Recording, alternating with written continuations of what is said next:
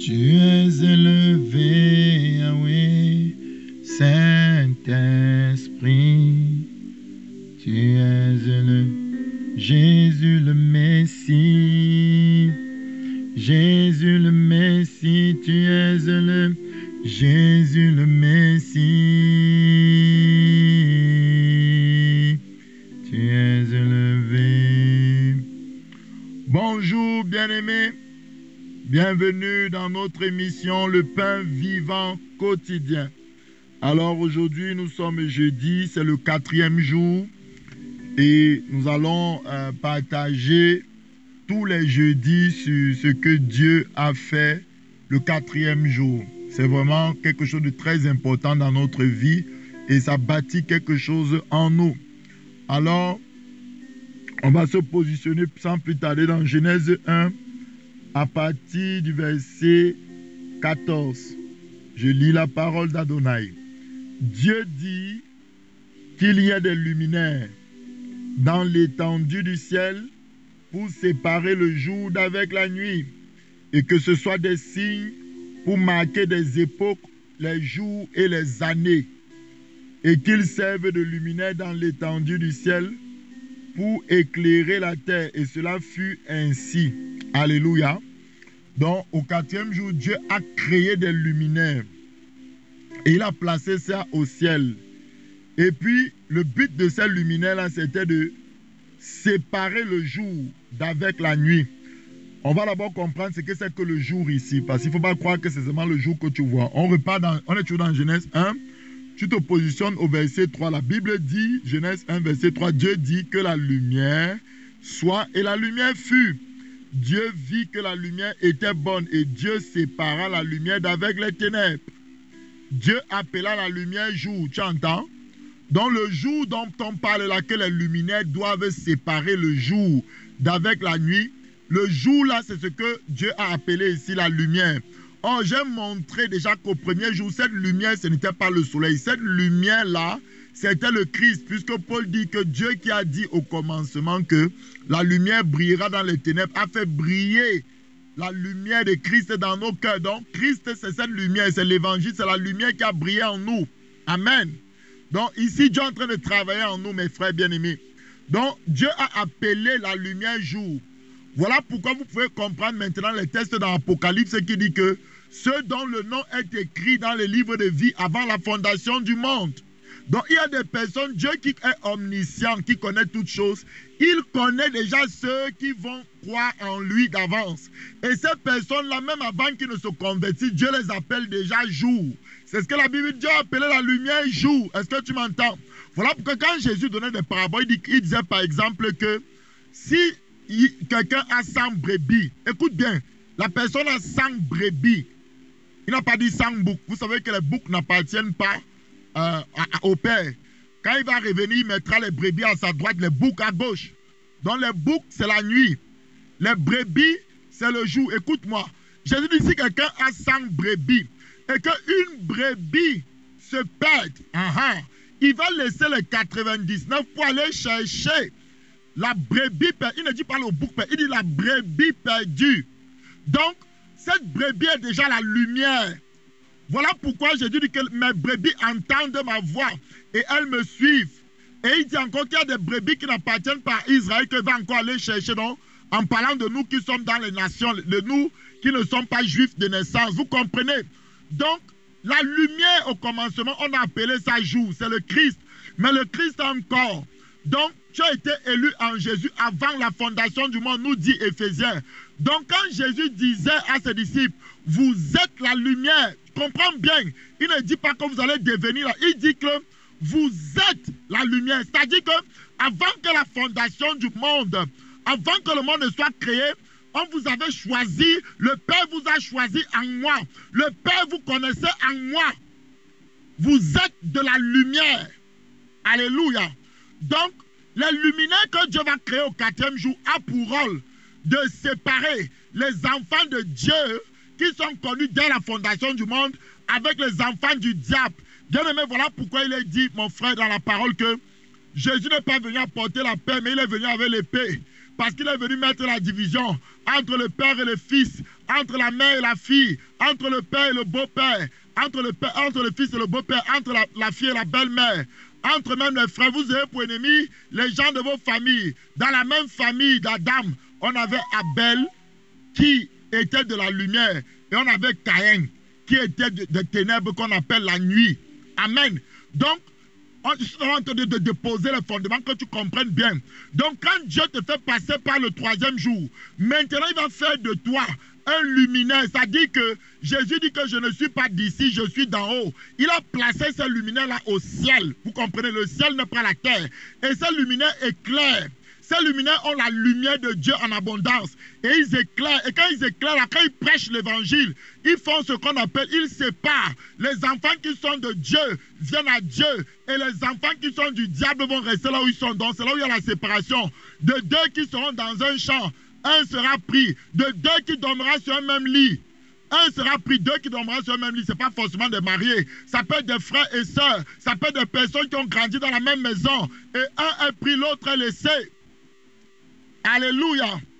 Va te placer par exemple dans 1 Thessaloniciens 5. 1 Thessaloniciens 5.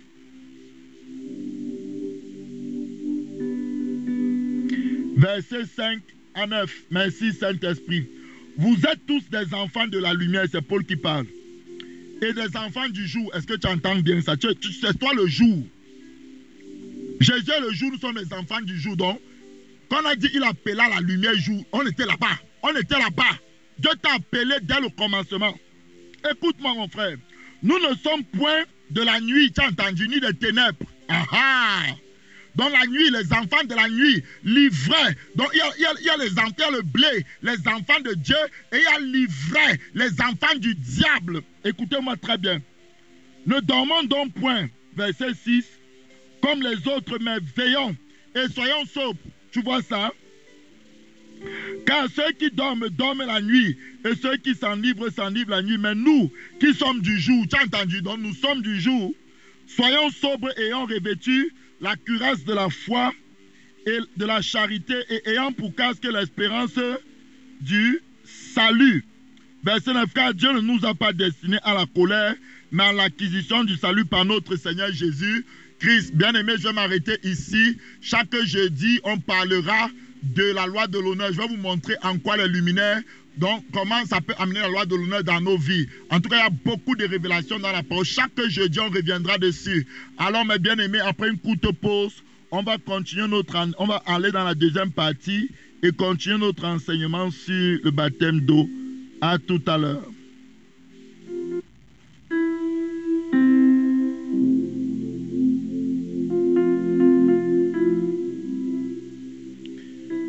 Bien-aimés, soyez bénis de la part du Saint-Esprit. Alors, nous continuons notre enseignement sur le baptême d'eau. Alors, nous sommes dans Romains 6, comme nous avons dit. Nous sommes à la fin qu'on dit mort au péché, enseveli avec Christ. Va te placer dans Romains 6, mon frère. Ça, c'est des paroles de vie. Ça, c'est vraiment la réalité ici. Romains 6, à partir du verset 4. Écoute-moi cette parole qui est digne d'être reçue. Nous avons donc été ensevelis avec lui par le baptême en sa mort. Est-ce que tu m'entends?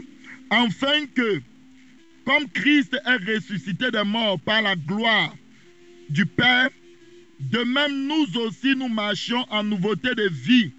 Verset 5. En effet, si nous sommes devenus une même plante avec lui par la conformité à sa mort, nous le serons aussi par la conformité à sa résurrection.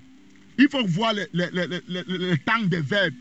Ne créons pas une nouvelle doctrine. Dieu nous demandera des comptes demain.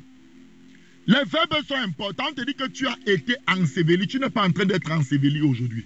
Donc Dieu t'a enseveli quand on a mis Christ dans le tombeau là. C'est quand on te baptise dans l'eau. Je profite une fois pour dire, écoutez-moi. Si tu n'as pas été baptisé par immersion, c'est-à-dire baptême vient du mot baptizo, qui veut dire immergé dans. Donc baptême d'eau, ça veut dire immergé dans l'eau. Si tu n'as pas été immergé totalement dans l'eau, tu dois refaire ton baptême. Si on t'a mis des petites gouttes là sur la tête, tu dois refaire absolument ton baptême. Amen. Si tu es dans une église, tu dois demander à refaire ton baptême dans une église où on prêche la bonne doctrine et où on baptise les gens normalement, conformément aux Écritures. Jésus s'est baptisé, il était immergé totalement dans l'eau. Amen. Donc, je voulais d'abord préciser ça. Si tu avais été même baptisé par immersion, mais tu n'avais pas bien compris ce que ça veut dire, engagement d'une bonne conscience, tu pensais que c'était seulement que tu dois être adulte, tu dois savoir ce que tu fais, et puis maintenant, tu dois te battre quand tu t'engages maintenant, il ne faut plus que tu pêches, on t'a embrouillé la tête. On ne t'a pas fait comprendre que tu es vierge. Totalement, tu es neuf, tu es quelqu'un de nouveau. Alors tu dois te faire rebaptiser, parce que le baptême, c'est une puissance. La Bible nous dit ici dans Romains 6, au verset, c'est en effet, nous sommes devenus une même plante avec lui par la conformité à sa mort. Écoutez-moi, quand tu as été trempé dans l'eau, quand tu entres dans l'eau, Dieu te tue. Ce qu'on appelle souvent l'arbre généalogique là, tu étais sur l'olivier sauvage. Écoute-moi, et Jésus c'est l'olivier franc. Dieu te coupe de la génération de tes pères, de ta mère, de toute la lignée familiale. Et il te connecte à la lignée de Christ. Il te connecte au trône, au sceptre qu'est Jésus de Nazareth. Voilà pourquoi le baptême d'eau est capital. Mes frères et sœurs, tous les démons de ta famille qui agissaient ne peuvent plus agir de la même manière sur toi. Parce que tu n'es plus ça dit que tu n'es plus de la lignée de ton père. Tu as changé. Maintenant, c'est la bénédiction de Christ qui doit avoir effet sur toi. Est-ce que vous me comprenez ce matin? Je suis en train de prêcher la parole. Et ce qui se passe ici, c'est Dieu qui t'a déconnecté de l'olivier sauvage de ta famille pour te connecter à l'olivier franc qu'est Jésus de Nazareth. Et la Bible dit que tu es mort au péché. Écoute-moi. Je vais prendre parce que le baptême d'eau, je le dis et je le répète, est venu avec Jésus. Jésus a dit que je suis venu avec l'eau et le sang. C'est dit dans un Jean. L'eau là, c'est l'eau du baptême. Écoutez-moi, je prêche la parole. C'est l'eau du baptême. Jésus est venu. Avant lui, on ne baptisait pas d'eau. Va vérifier. Moïse ne pouvait pas. Donc, où on parlait seulement des figures du baptême. On dit ce qui s'est passé au temps de Noé, c'était une figure, c'est-à-dire que c'était une ombre. Ce n'était pas la réalité. La réalité, c'est ce que Jésus a amené là, c'est l'eau du baptême. Jésus lui-même dit dans un Jean, il est venu non pas seulement avec l'eau, mais avec le sang. Donc, il a l'eau du baptême et le sang avec lequel Jésus est venu. Alléluia, amen. Mes frères bien-aimés, quand tu te fais baptiser, tu es mort au péché. Tu n'es pas en train de lutter avec un péché là où tu es. Tu n'es pas en train de combattre les péchés. Tu es mort au péché. Tu dois te voir comme mort. Tu dois croire que tu es mort au mensonge. Tu dois croire que tu es mort à l'impudicité. Quand l'impudicité veut réagir en toi, quand le désir sexuel, la pornographie, que tu regardes en secret, quand ces choses vont réagir en toi, tu dois dire, hé, lâche. Je suis mort à la pornographie. Je suis mort à la masturbation. Tu ne dois pas essayer de combattre. Tu dois simplement croire que tu es mort et déclarer. Et tu dois plonger tes regards. Tu dois regarder à cette mort. Tu dois regarder à cet homme qui a été crucifié. Parce que je dis de même que le serpent d'airain a été élevé. Le serpent d'airain, c'est le vieil homme. Parce que le vieil homme, le serpent représente la nature de l'homme déchu. Parce que le péché est entré jusque dans son esprit. Donc Jésus se compare au serpent. Quand Jésus est crucifié, en fait sur la croix là-bas, on montre le serpent, on montre vraiment que le vieil homme a été crucifié. Voilà pourquoi tu n'as plus le droit de crucifier le vieil homme. C'est déjà fait. Ce que tu dois faire, tu dois seulement regarder. Tu dois regarder comme les enfants d'Israël. S'il y avait le péché qui t'a mordu, s'il y avait le venin qui est entré dans ton corps, regarde seulement que le vieil homme est mort à la croix. Et tu vas voir, tu vivras. Tu ne vivras plus sous l'emprise du péché. Je vais encore expliquer ça bien demain.